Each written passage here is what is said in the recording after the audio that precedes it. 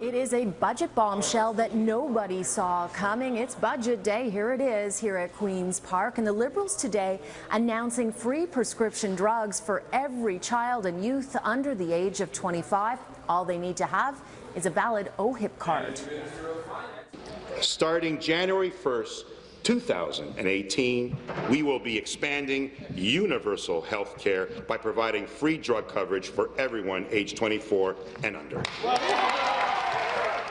It's called OHIP Plus and will be available for 4 million young people at a cost of $465 million a year.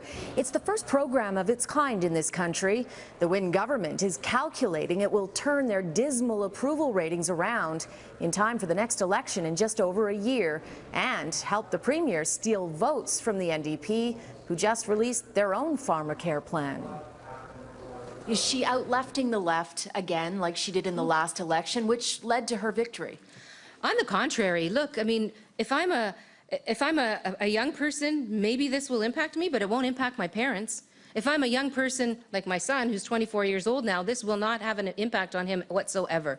This is a very meager measure that falls short, very short, of what the people of Ontario need and deserve. The 2017 Ontario budget is a balanced budget.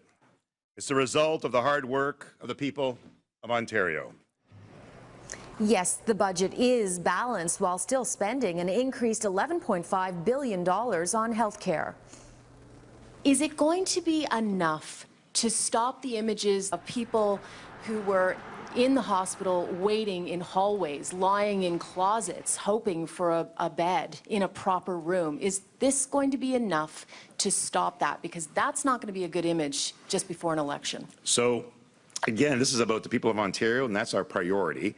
And what we have found, certainly during the last flu season, it was tough. There were a lot of demands on our system, and the capacity was an issue. We're increasing capacity, providing more supports for operating in the hospitals. It is a shell game they are using to hide a $5 billion operational deficit.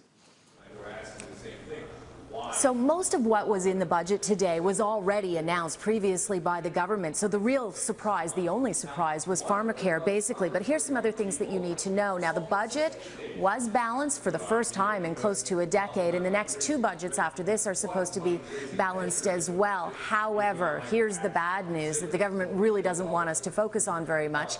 The debt is over $300 billion, and it costs $12 billion just to service it every year. A couple other tidbits for you.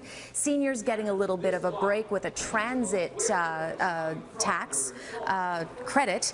15%, that'll add up to about $130 savings for them every year, and students will only have to pay back their OSAP loans once they start making $35,000. And coming up, I'm going to have a one-on-one with the finance minister, and I will definitely be asking him about that massive debt.